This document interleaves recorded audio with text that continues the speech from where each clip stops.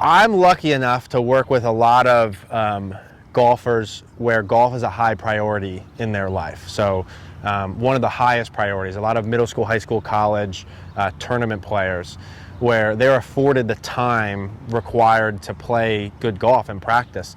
And I also work with people who don't have as much time. And the reality is golf takes a ton of time to get good at. And that's not news, right? But we create a lot of different games and different practice routines and you know, random practice and those sort of things have become more popular over the last couple of years.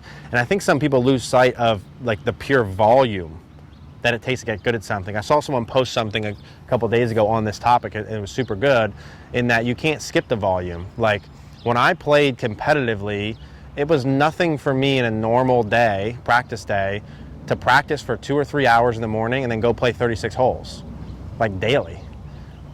And then like, yeah, I'd go shoot under par, but like, how good would you be if you did that every day?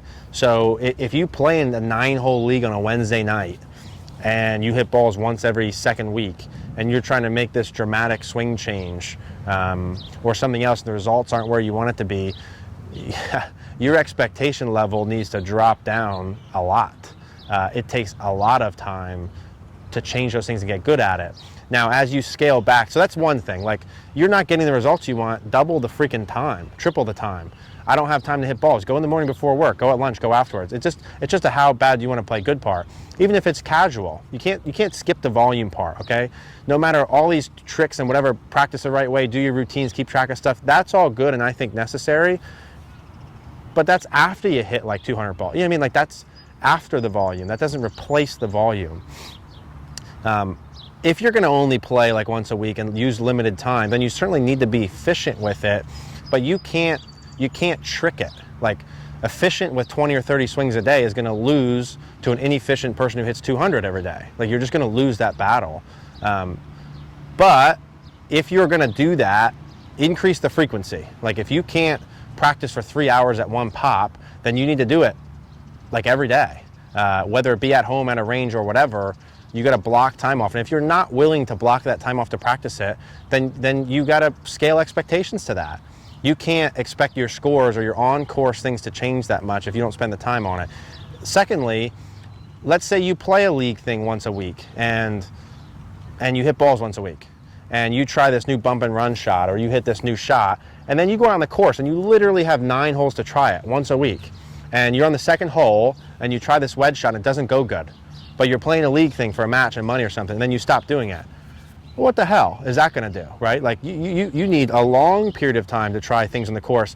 And yeah, they're going to work better in practice first and sometimes not work on the course as much. That's how it works. So you got to do it on the course enough so it works out there. So give yourself a period of trial learning, or whatever it needs to be when you go play. You have to try those things in the course, and not just once. You got to do it for a full period of time. Now, you spend a month trying to do a chip shot every time you do it and it still doesn't work, different conversation. But to recap this quickly, you can't skip the volume with efficiency.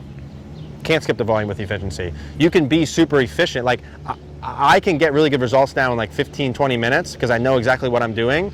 But me 15 minutes a week versus me 10 hours a week, the 10 hours kills the 15 minutes. The 10 hours beats the 1 hour. The 10 hours beats the 5 hours. So volume still wins, always, to me. And whatever you do in practice, you need to do on the course several times until you judge it. Not once, not twice. There needs to be a long period of time that you do it. And that's the only recipe. There is no random practice routine. There is no certain technique that you can shortcut any of that.